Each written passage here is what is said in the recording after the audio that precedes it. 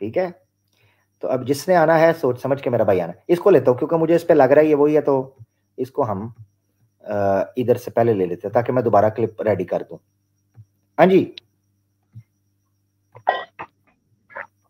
Blade साहब। Hello hello, आवाज आ रही है? बिल्कुल आ रही है। कैसे हो भैया, ठीक हो? नॉन मुस्लिम हो आप? अरे उस दिन आपसे बात किया था ना 2 स्ट्रीम पहले, 15-20 मिनट बात हुआ था। मुझे याद नहीं है ना भाई, सनातनी भाई हैं आप? हाँ उस दिन बात हुआ था, मैंने 2-3 क्वेश्चन पूछे थे, आपने वो सब बताया था वो वाला। ये अभी ऑडियो चलेगा किसका था? ये पिछवाड़ा गैंग का मेंबर है। अच्छा उसका डिस्कॉर्ड का मॉडरेटर है, उसका सर्वर में डिस्कॉर्ड का जो सर्वर है उसका मॉडरेटर है। इसी तरीके से कोई टेलीग्राम का ग्रुप भी है मेरे ख्याल से, उसमें भी होता है। और इसी तरीके से यूट्यूब में भी उसके पैनल में आता रहा है। क्या नाम था इसका? किंग सिंह करके कोई नाम था, हो सकता है आपने सुना हो कभी, मैंने तो सुना नहीं है। मैं तो अभी गालियां देते ही सुन रहा हूँ, क्योंकि इन्होंने गालियां दी हैं तो मुझे पता चला है कि यार ये कितने गिरे हुए लोग हैं। कोई इस तरह देवी देवताओं को नंगी गालियां याद देता है? मुझे बताओ यार। 4 दिन मिसाल के तौर पर मैं आपको बताऊं, मैं 4 दिन अगर सनातनियों के साथ बैठूं रहूं, उनकी टीम का मेंबर है। मेंबर है उनकी टीम का, और क्या है, उसको माफी मांगनी पड़ी है। वो माफिया मांगता फिर रहा है, लाइव आकर कहता है कि जनाब मेरे साथ बैठता रहा है, मैं जानता हूं, मगर मुझे पता नहीं चला, मेरी टीम का बंदा था तो क्या हो गया, क्या हो? अब वो ये ड्रामा कर रहा है, क्योंकि लोगों ने उसको प्रेशर किया कि भाई हम तुझे सपोर्ट फंड नहीं करेंगे, हम तुम्हें कर रहे थे इस्लाम के खिलाफ भौंकने पे, तू तो हमारे खिलाफ ही भौंकना शुरू हो गया, अब नो फंड, सॉरी। अच्छा, ये हुआ ड्रामा। तो फिर उसने आके लाइव जो है ना माफिया मुफिया और मांगने लग अभी गया। आपने अभी जो डिबेट का लिंक शेयर किया वो किस बारे में है? वो डिबेट कल होने वाली है, पता नहीं, मैंने भी अभी देखी है। वो डिबेट का जो टाइटल बता रहा है वो बता रहा है जनाब आपके सामने, treatment of women in Hinduism versus Islam. ठीक है, ये टॉपिक है, इसके ऊपर डिबेट हो रही है कल मुस्लिम स्केप्टिक चैनल के ऊपर, जो कि दानियल हकीकाचू भाई का चैनल है, उसके ऊपर डिबेट हो रही है। तो लेट्स सी क्या होता है, देखेंगे सही है, सही है, क्या आएगा। सही है। हाँ, देखने को मिलेगा, कुछ अच्छी चीज सीखने सिखाने को मिलेगी। लेट्स सी क्या बनता है। मैं तो एक्साइटेड हूँ भाई। ठीक हो गया ब्लेड साहब, कुछ और कहना चाहते हैं? आपको सवाल को बात है तो रख लें सर। नहीं, मैंने पहले आपने जब ऑडियो सुनाया था इसलिए मैंने ज्वाइन किया पूछने के लिए कि ये चल क्या रहा है। मैं देख रहा हूँ ट्विटर पे भी, इधर भी ये सब क्या चल रहा है। तो अभी मैंने सुना जस्ट, तो मैंने सोचा यार चलो समझ में नहीं आ रहा, इधर दे सुन लिया है तो जाके पूछ लेते हैं क्या बात है। मैंने आपको बता दिया। हम्म पिछवाड़ा गैंग जो है उसका तो मेंबर है उस। तो जी मैं क्या कह रहा हूँ, जी। तो आपका डिबेट हुआ है ना टीटे डिबेट्स के साथ? मैं तो इंतजार कर करके उसका थक गया हूँ कि आप ही डिबेट कर ले, वो हमेशा भागता रहता है। ओपन चैलेंज दिया है? जी हाँ जी, उससे चैलेंज है। डिबेट हुई है। उससे अच्छा अली भाई, डिबेट हो हाँ चुकी अली भाई की, यस अली भाई की हुई। उससे डिबेट हो चुकी है। और जब डिबेट हो गई तो वो एक दावा करके गया था। उसने जो बात की हाँ वो शास्त्र में कहीं पर लिखी हुई नहीं थी। हिस्ट्री सुन लें और जाके वो डिबेट चेक कर लें, इस्लामिक अवेकनिंग चैनल पर पड़ी हुई है। फिर उसकी वेरिफिकेशन में जो माफी मांगी इसने अपने चैनल पे, जहां पर ये दावा करके गया पब्लिक के सामने, कहता है कि अगर मेरी एक भी बात गलत साबित हो गई तो मैं हिंदुइज्म को छोड़ दूंगा, मैं इस्लाम कबूल कर लूंगा। तो ये बात जब तय हो गई तो फिर ये भाग गया, क्योंकि झूठ तो इसने बोला था। इसने अपने चैनल पे फिर ये क्लैरिफिकेशन दी, कहता है कि असल में ना, मैं जब अली रजा के हत्थे चढ़ा था तो तब मैंने जो बात की, मैंने नानी से सुनी हुई कहानी एक नानी ने सुनाई थी, उसके आधार पे बात कर बैठा। मैंने तो वो शास्त्र पढ़ा ही नहीं था। खैर, हमारी ये बात चल रही थी कि पढ़ा नहीं था तो दावा क्यों किया फिर तुमने कि तुम मुसलमान हो जाओगे अगर तुम्हारी एक भी बात गलत गलत साबित हो गई तो इसके पीछे मुझे इसके चैनल पे जाना पड़ा। इसको वहां पर जाके पकड़ा 2-3 महीने बाद जाके, वरना तो बार बार जो है कभी उस चैनल पे कभी उस चैनल पे ये हर बार भाग जाता था। एट द एंड मैं इसके अपने चैनल पे चला गया। हाँ भाई, कर बात वो जो वहां पर करके आया था, यहाँ पर अपने पब्लिक को बता के तू कितने पानी में। तो नानी से सुनी हुई कहानी के आधार पे जो उसने डिबेट मेरे साथ की थी, बुरे तरीके से पिटा। अली भाई अपने को ही ऑडियो सुना दूं? अली जी जी भाई को आमिर ऑडियो भाई, सुनाऊं? जी। हाँ, अपने ही चैनल पे फिर इसने माफियां मांगी। तो देखो ये जी, है आपका डिबेटर यार। सारी बातों को जो उन्होंने 5-6 की हैं मैं उनको एक मान लूं, मैं 5-6 बातें आपके सामने रखता हूँ, जब वो नहीं है तो आप जस्ट ये कह दें कि यार मैंने गलत कहा था, इस पे क्या मसला आपको? चलिए ठीक है, उन्हें दंड नहीं मिला था, मैंने गलत कहा था, आगे बढ़िए। आपने ये कहा था ना कि एक जगह पे बैठ के तो उन्होंने तपस्या की, आपने ये गलत बात कही थी ना, जस्ट ये कहते हुए आपको क्यों करने पड़ा? आपने ये कहा था ना कि एक जगह पे बैठ के तो उन्होंने तपस्या की, आपने ये गलत बात कही थी ना, जस्ट ये कहते हुए आपको क्यों करने पड़ा? अच्छा, उसके बाद एक जन्म में तो वो मर गया, उसके बाद उसको जन्म जन्म की सजा मिली थी, ये भी झूठ बोला था ना आपने, गलत बयानी की थी। अरे अब सतीखंड पे चल रहे हैं, तो सतीखंड के साथ मेरा इशू ये है कि मैंने सतीखंड अभी पढ़ा नहीं था, लेकिन सुना था, नानी हमारी कहानियां सुनाती थी, हम लोग शैवाइट हैं, तो शैवाइट उल्लू का पट्टा कभी कहता है मैं वेदांता हूँ वेद का, कभी कहता है मैं शिव मत वाला हूँ। उल्लू का पट्टा झूठा, जिधर देखता है उधर गिर जाता है। अच्छा ये दूसरा सुनना, ये भी सुनो जरा, ये भी अली भाई। सुन अभी यहाँ पे बात खत्म करते हैं, ठीक है? मैंने जितनी भी बात कही, अगर इसमें से एक भी बात झूठ में निकली, मैं कबूल करूंगा, ठीक है? इसका अर्थ ये नहीं है कि भगवान शंकर ने भेजा था उन्हें। हाँ, इसका अर्थ ये भी नहीं है कि माता सती बिना बताए गई थी। मैं इस वाले में आपसे क्षमा मांगता हूँ, और मैं क्षमा मांगता हूँ जी। आगे सुनो, ये हिंदू हैं जिनको मुसलमान सिखा रहे हैं, शास्त्रों में क्या लिखा है जी, आगे। मैं इस वाले में आपसे क्षमा मांगता हूँ, और मैं इस वाले में आपसे क्षमा मांगता हूँ जी। आप मैं क्या कह रहा हूँ, जिस गण ने ये कत्ल किया था दक्षा जी का, उसने पाप किया था। ये रेफरेंस कहाँ है? रेफरेंस बताते हैं, ये रेफरेंस नहीं है, मैंने ये चीज वहां पे नहीं बोली थी, ये चीज मैंने गलत बोली थी जी, गलत बोली थी आप यहाँ पे। मैं वो चीज मैंने गलत बोली थी, जिसमें उनको तपस्या करनी पड़ी थी, मैं इसके लिए आपसे क्षमा मांगता हूँ जी। अली भाई ने नाक से नकीरें निकलवाई हैं चैंपियन। हाँ जी। अब आमिर भाई ये कहना है कि हमने तो इससे डिबेट कर ली है, और उस डिबेट का ये नतीजा निकला कि इसको अपने चैनल पे नाक रगड़ के माफी मांगनी पड़ी, और इसको ये चीजें तस्लीम करनी पड़ी।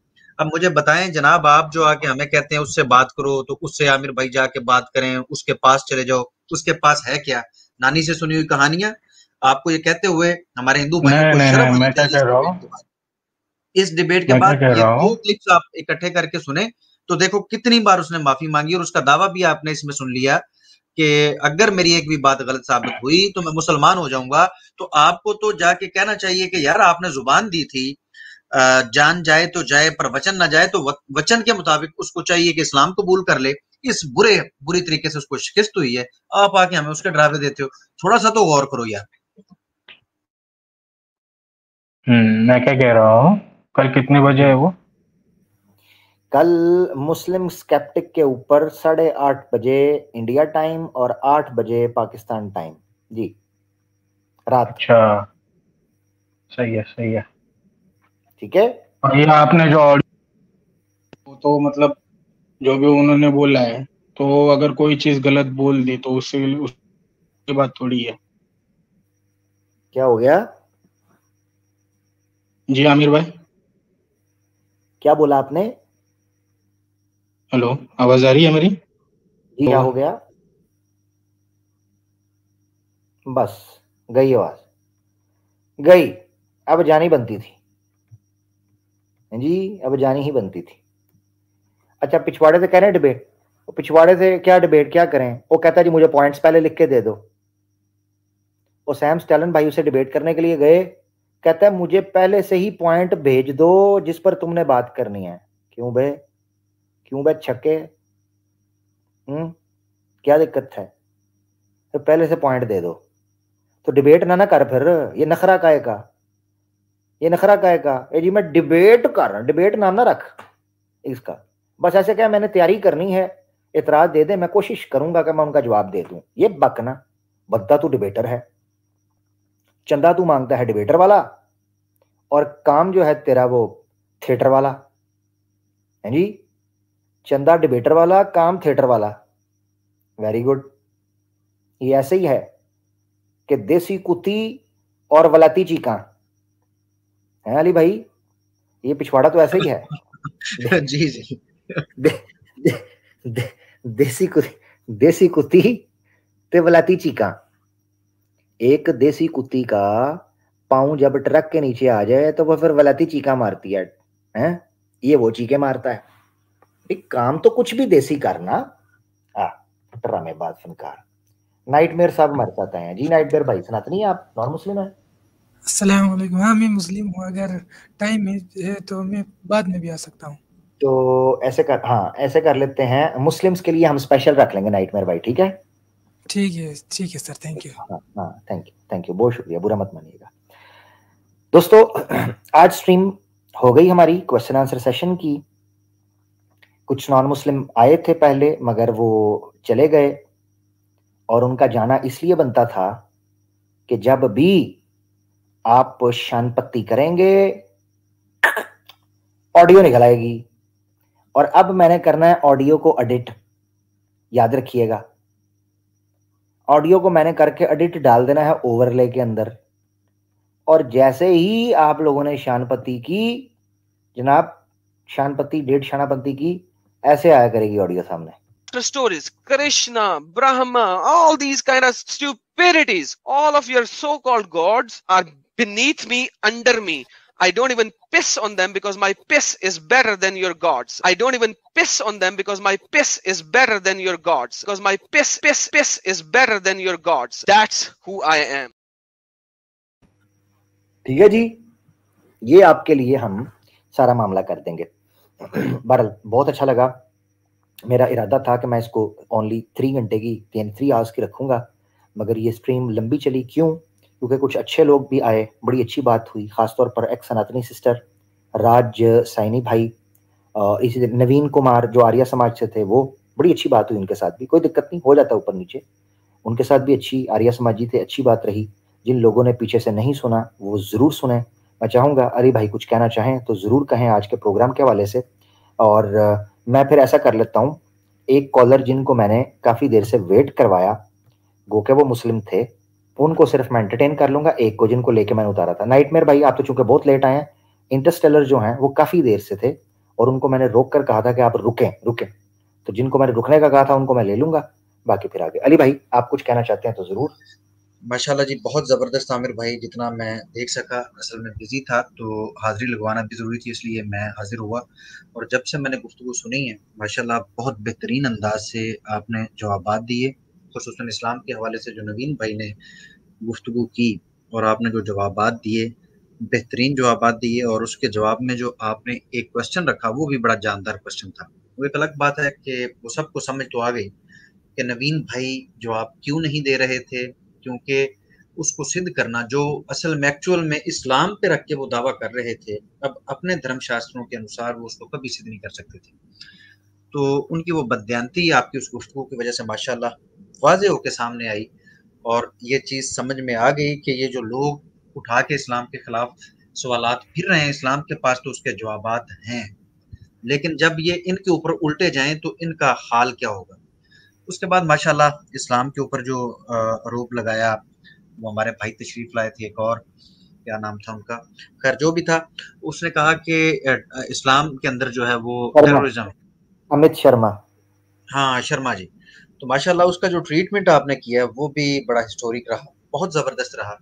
इस अंदाज से अगर इनसे गुफ्तगू की जाए तो इनको बेहतर अंदाज से समझ आ सकती है। अलबत्ता वो फिर तशरीफ़ ले गया सुन के। उसके बाद भी जो कॉलर्स आए बड़ा ज़बरदस्त माशाल्लाह आपने ना सिर्फ ये कि एंटरटेन किया, इंफॉर्मेशन भी डिलीवर की। और उसके बाद ये जो आज क्लिप आपने चला के हमें बताया या दिखाया, पहले भी आपने ये किया कि किस अंदाज से सनातनी बच्चे अपने देवी देवताओं से नाला हो चुके हैं, बल्कि ये बैठ के एक चैनल चलाते हैं जहाँ पर धंधा करते हैं, और धंधा करने के बाद जब हिंदुओं से बात होती है तो वहाँ पर ये हिंदू देवी देवताओं के बारे में कैसे अल्फाज इस्तेमाल करते हैं। एक तो होता है देवी कि चलो जी वो उसके साथ ऐसे अल्फाज इस्तेमाल कर रहे हैं, यहाँ पर तो इनके भगवानों को भी उन्होंने लिटा के तो उनकी पता नहीं कौन कौन सी जगह से कौन कौन सी चीज़ें घुसेड़ के निकाल छोड़ी हैं सनातनी बच्चों ने, और फिर हिटी पिछवाड़ा की टीम के मेंबर्स ने। और सरेआम ये काम हमारे सामने तो ये एक चीज़ आई, इसका मतलब है कि ये रूटीन से ये काम करते हैं। तो इनके अपने नज़दीक जो अहमियत है इनके देवी देवताओं की, वो आपने दिखा के पब्लिक के साथ पब्लिक के साथ ये चीज शेयर करके बहुत कमाल किया, अच्छा किया। हमें पता चलना चाहिए कि हमारे सनातनी भाई अपने देवी देवताओं के बारे में क्या ख्यालात रखते हैं। तो ये बड़ी जबरदस्त और मजे की चीज है। और मेरा ख्याल है कि कभी कभार अगर हमारे सनातनी भाइयों की इच्छा हो, जैसे आप फरमा रहे हैं, तो इसको जरूर बताना चाहिए कि किस अंदाज से ये अपने देवी देवताओं को जब इकट्ठे बैठे होते हैं हमारे सनातनी बहन भाई, तो किस अंदाज से डिस्कस करते हैं। तो ये जानकारी के लिए हमारे जब बार बार इस चीज को हम शेयर करेंगे या चलाएंगे, तो यकीनन एक तो हिटेड पिछवाड़ा की टीम हमें याद आएगी, और दूसरा याद आएगा कि इनके देवी देवताओं की इनके नजदीक दरअसल अहमियत क्या है। तो माशाल्लाह बहुत बेहतरीन रहा ओवरऑल आपका प्रोग्राम, और आपने बहुत वार्म वेलकम किया, उसके लिए बहुत शुक्रिया। अली भाई आपके सॉरी अच्छा यार सॉरी अली भाई अभी साथ हैं आप, आपके एक बड़े प्यारे दोस्त आए हैं, ले लूं अली भाई उनको? जी ले लीजिए। ले जी, ladies and gentlemen, presenting you the one and only, and again the one and only Vishnu Prabhakar ji, the friend of Ali Raza Khurram bhai. Ji Vishnu भैया, मेरी आवाज आ रही है क्या? मैं एक्चुअली मोबाइल से हूँ तो बिल्कुल आ रही है। मैंने नहीं आप अच्छा किया, मैंने आपको इसलिए ले लिया है, मैंने कहा जो लोग नीचे बड़ा खुश हो रहे हैं ना कि स्ट्रीम बड़े सुकून के साथ, बड़ी उन्नति और शांति के साथ एंड हो रही है, मैं कहा ना, स्पॉइलर अलर्ट, विष्णु भाई आ रहे हैं, तुम्हारी ऐसी की तैसी। जी विष्णु भाई, एक्चुअल में मेरा मोबाइल स्विच ऑफ हो गया, तो फिर मैं इसको चार्जिंग में लगाया, तो फिर मैं आपसे जुड़ पाया। ये बताएं सेहत कैसी है? नहीं सर, तबीयत तो नासाज है सर, शादियों का मौसम में रात भर जगना पड़ रहा है। एक वो आर्य समाजी आए थे जिनसे बात हो रही थी, तो उसके बाद मेरा मोबाइल स्विच ऑफ हो गया। ओहो, एक मिनट मुझे विष्णु भाई, एक मिनट, इससे पहले आप आगे बढ़े, मैं ना चाह रहा हूँ कि सबके साथ, किसी के साथ भी ज्यादती ना हो। आपको, क्योंकि आप काफी देर से आए थे, लोगों को नहीं पता, विष्णु भाई बहुत देर से इंतजार कर रहे थे, राइट फ्रॉम द बिगिनिंग। तो ये याद रखें कि विष्णु भाई करीबन 2-2.5 घंटे मेरे ख्याल से वेट कर रहे थे, कॉलर्स की वजह से मौजूद थे विष्णु भाई, मगर फिर चले गए, फिर आए, इसलिए मैंने विष्णु भाई को लिया है, क्योंकि आपको नॉर्मली नहीं पता चल रहा होता बैक एंड पे क्या चल रहा है। तो विष्णु भाई के साथ और पब्लिक के साथ ज्यादती ना हो। विष्णु भाई, आपके लिए केवल हम कोशिश करेंगे 10 मिनट का समय रखें, ठीक है? नहीं, मैं 5 मिनट में ही चला जाऊंगा। मैं एक चीज ये जानना चाह रहा था आपसे, हमारे यहाँ जो मोक्ष की संकल्पना है, उसको देखते हुए जरा आप मुझे तौहीद और ईमान का मतलब समझा सके तो समझाएं। आर्य समाज के कॉन्टेक्स्ट में सुन, नहीं आर्य समाज के कॉन्टेक्स्ट में नहीं, आर्य समाज के कॉन्टेक्स्ट में नहीं, जो मोक्ष की संकल्पना हमारे यहाँ सनातन में है, वो आप समझते हैं आई थिंक, उसको एक तरफ रखते हुए आप मुझे जरा तौहीद और ईमान, इन दो वर्डों के मतलब मुझे आप समझाएं, जो आप समझते हो, जो आपका रिसर्च कहता है। आमिर भाई, मैं माजूद चाहता हूँ, मुझे नहीं पता कि मोक्ष कैसे प्राप्त होता है, तो विष्णु भाई फरमा रहे हैं, अगर आप ये हमारे लिए बताएंगे आपको। जी अली भाई, ओवर टू यू, आपके दोस्त है, मैंने आपका करके लिया, आप नहीं, अभी मैं देखिए चर्चा के मूड में नहीं हूँ, मैं सिर्फ ये जानना चाह रहा हूँ कि तौहीद क्या है और क्या बोलते हैं ईमान। अली भाई, आप मैं अगर आप अली भाई, मैं पानी पीने जा रहा हूँ। जी विष्णु भाई, अली भाई ठीक है। विष्णु भाई वेलकम कहता हूँ आपको, कैसे हैं विष्णु भाई? ठीक है? हाँ सर, ठीक ही है। विष्णु भाई अपना ख्याल रखा करें, शादियों में इतना मसरूफ हो गए तो नींद छीन भी अपनी पूरी करें। अच्छा, मैं विष्णु भाई सच कहूँ तो मैंने ये जाना है, जितना मैंने स्टडी किया ना सनातन, मेरे नजदीक तो मैं तो परेशान होके रुक गया हूँ। मोक्ष वाली बात तो है ही कोई नहीं, मुझे ऐसा लगता है ये कोई इतना सिंपल सा फंडा नहीं है। ये जो मोक्ष वाला सनातन धर्म के अंदर जो कॉन्सेप्ट है, बहुत कॉम्प्लिकेटेड है, मैं इसको समझ नहीं पाया। इस्लाम के हवाले से जो आप बात फरमा रहे हैं, वो तो मुख्तसर सी बात है, और बड़ी दफा आपसे डिस्कस हुआ कि उस अल्लाह को हम तस्लीम करेंगे और उसके अहकामात के मुताबिक जिंदगी गुजारेंगे तो हमें मोक्ष मिल जाएगा। मुख्तसर सी बात, कोई लंबी चौड़ी बात नहीं। रुक तो जाए ना, इस का मतलब मैं समझा नहीं। हाँ जी, बिल्कुल। हाँ, मुझे ये मोक्ष समझा दें कि ये दरअसल मोक्ष क्या है, ये मोक्ष कैसे मिलता है सनातन धर्म के अंदर। ये इस पे मैं चर्चा शुरू करूंगा तो लंबी चर्चा हो जाएगी। अभी आप मुझे तौहीद और ईमान ये दोनों जरा बिल्कुल क्लियर कर दें, जो एक्चुअल में इसकी कंडीशन है, और शब्दों का उपयोग ऐसा करें जो मैं समझ पाऊं, क्योंकि मैं अभी जो आपने मुख्तसर सी बात आपके सामने मैंने मुख्तसर का मतलब क्या है, मैं दोबारा रख देता हूँ और मैं फिर आपसे मोक्ष के बारे में जानना चाहूंगा। ये कोई लंबी चौड़ी बात नहीं। तौहीद जैसा कि आप जानते हैं कि एक खुदा है, एक अल्लाह है। उसने पैगंबर मोहम्मद मुस्तफ़ा सल्लल्लाहु अलैहि वसल्लम की वसातत से हमसे कलाम किया। अब हम रसूल करीम सल्लल्लाहु अलैहि वसल्लम की ईमान और जो तौहीद की आप बात कर रहे हैं, हम इस बात पे यकीन रखते हैं कि रसूलुल्लाह सल्लल्लाहु अलैहि वसल्लम अल्लाह के आखिरी नबी और रसूल हैं और उसके बाद ये सिलसिला खत्म हो चुका है। और जो पैगाम रसूलुल्लाह ने हमें दिया है तौहीद का, यानी कि वो ईश्वर एक ही है, वो अल्लाह एक ही है, ना उसको किसी ने पैदा किया है। मतलब उस अंदाज से ये जो वलद वाला सिलसिला होता है, जिस तरह माँ बाप बच्चों को पैदा करते हैं, वो किसी से जना नहीं गया, ना वो किसी को जनता है। वो अकेला है, कोई उसके बराबर नहीं, कोई उसके जैसा नहीं, और वो इबादत के लायक है। और इबादत से मुराद ये है कि अब हम जो उसकी इबादत करेंगे, दरअसल हम उस जो पैगाम उसने हमें भेजा उस पर अमल कर, अगर हम इस तरह करते हैं तो हमें मोक्ष मिल जाता है। हमारे यहाँ तौहीद, ईमान और मोक्ष का ये कॉन्सेप्ट है जो मैंने आपके सामने रख दिया, और बड़ा सिंपल आप क्या मोक्ष मिल जाता है, इसका क्या मतलब है? नजात मिल जाती है, नजात मिल जाती है। अली भाई से अब हमने विष्णु भाई से सुनना है मोक्ष किसे कहते हैं।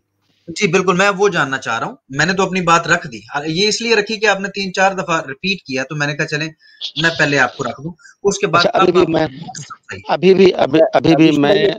विष्णु भाई अली भाई बात करेंगे। मैं बस अली भाई ये बताना चाह रहा हूँ, दुनिया में मोक्ष मिलना इसे कहते हैं। आपकी स्क्रीन के ऊपर हमें चाहिए कि मरने के बाद मोक्ष, ठीक है ना, दुनिया वाला मोक्ष नहीं बताना, वो तो हमें पता है, ये सामने है, ठीक है ना जी। जी बिल्कुल, मैं मजाक के मूड में बिल्कुल नहीं बता दे रहा हूँ, नहीं मजाक नहीं कर रहे, जानना चाह रहे हैं। अब काइंडली मुझे बताइए, क्योंकि बहुत कॉम्प्लिकेटेड मसला है। जब आप मेरे सामने कुछ चीजें शेयर करेंगे तो जो कॉम्प्लिकेशन मुझे आई है वो मैं आपके सामने रखूंगा, और मुझे नहीं लगता विष्णु भाई कि आप इसको समझा पाए। मोक्ष को आप नहीं समझा सकते, और कोई भी सनातनी पुरुष इतना कॉम्प्लिकेटेड है, समझाएंगे तो वो आपके गले पड़ जाएगा, इतना कॉम्प्लिकेटेड है। आप कोशिश कीजिए, मैं जानना चाहता हूं, अगर मुझे समझ आ जाए और हमारे जो नादरीन है उनको समझ आ जाए, हमारे सनातनी बहनों भाइयों को समझ आ जाए, तो इसमें आप मैं समझता हूँ बड़ा फायदा हो जाएगा सनातन का। प्लीज। अच्छा देखिए, मैं संक्षेप में बात को रखता हूँ। हमारे यहाँ एक सिद्धांत है कर्मफल का। गीता जो कहती है कि कर्मण्येवाधिकारस्ते मा फलेषु कदाचन, व्यक्ति को कर्म का ही अधिकार है, और व्यक्ति सच पूछे तो केवल कर्म ही कर सकता है। और कर्म भी 3 तरह के बताए गए हैं। एक होता है सकाम कर्म, हम कोई कामना सामने रख करके तब कर्म करते हैं। एक होता है निष्काम कर्म, हम कर्म करते हैं लेकिन किसी भी फल की इच्छा किए बगैर करते हैं। तो जो कर्म के जो दोष हैं उसमें व्यापते नहीं है, मतलब वो उसको इफेक्ट नहीं करते हैं। अब जैसे आपके यहाँ जो एक कॉन्सेप्ट है, इस्लामिक जो कॉन्सेप्ट है कि हम बताए हुए रास्ते पे चले, हमें जन्नत मिली, तो हम एक कामना रख करके अच्छा कर्म कर रहे हैं। हम इबादत तो कर रहे हैं, लेकिन हमारी पीछे कामना ये कि हम जब आखिरत में हमारा अंजाम अच्छा हो, तो हम कहीं ना कहीं कर्म से बंध रहे हैं। तो हम यहाँ पे पुनरागमन का जो चक्र होता है, आप अच्छे कर्म करेंगे तो अच्छे कर्म भी आपको बांधते हैं, बुरे कर्म भी तो आपको बांधते हैं। लेकिन एक ऐसी अवस्था आती है जब आप इन चीजों से परे हो जाते हैं, जब आप इस कामनाओं से परे हो जाते हैं, आप कोई भी कार्य करते हैं तो आपका भाव नहीं रहता है कि हमको उसका कोई फल मिले।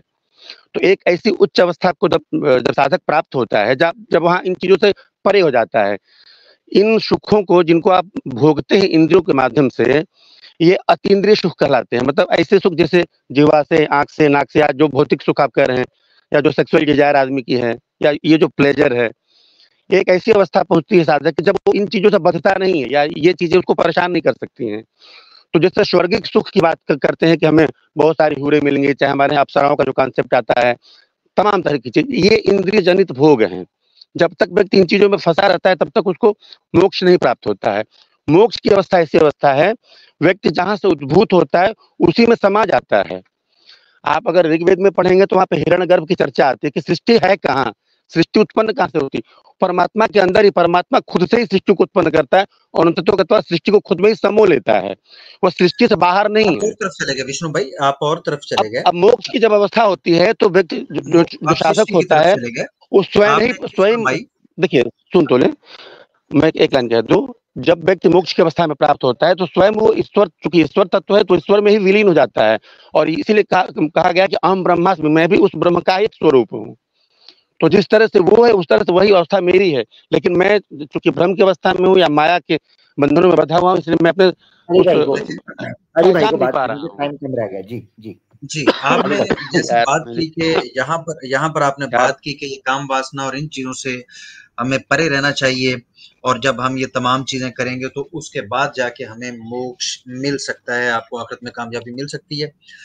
जब मैंने, इसका मतलब है कि आपके जो देवता हैं और खुसूसन श्री कृष्णा जी की बात की जाए तो वो तो सारी जिंदगी इन चीजों के अंदर आपको पता है कि मगन रहे, लीला करते रहें, और बहुत सारी ऐसे वाकयात उनके साथ मिले हुए हैं कि अगर सेक्स के पोजीशंस देखी जाएं तो किताबों के अंदर श्री कृष्णा जी ने कैसे कैसे सेक्स किया और कौन कौन से तरीके मुतारफ करवाए, वो सारी चीजें हमें मिल जाती हैं। उन्होंने तो भाई राज्य के किया, इसका मतलब है श्री कृष्णा जी तो फिर मोक्ष से परे हैं। दूसरी बात ये कि आपने जैसे कि जस्ट कर्म के ऊपर बात डाल दी, आपने ये बात डाली ही नहीं, ये ली ही नहीं कि कौन कौन सी शरायत है। शायद आपने भगवत गीता नहीं पढ़ी, या शायद आपने दीगर अपने धर्मशास्त्र नहीं पढ़े कि श्री कृष्णा जी की शरण लेना कितना जरूरी है। अदरवाइज तो कितने लोग जो हैं वो जरीलो ख्वार होकर जन्म जन्म के पाप के चक्रों में फिरते रहेंगे। आप इस चीज को भूल गए। और अगर ये इतनी ही सिंपल बात होती जितनी आपने हमें कही है, तो विष्णु जी मैं जस्ट एक हाँ या ना मैं आपसे सुनना चाहता हूँ। आपके यहाँ एक ऋषि वेद व्यास जी हैं, क्या आप उनसे ज्यादा ज्ञानी हैं? यार ये कौन सा क्वेश्चन है?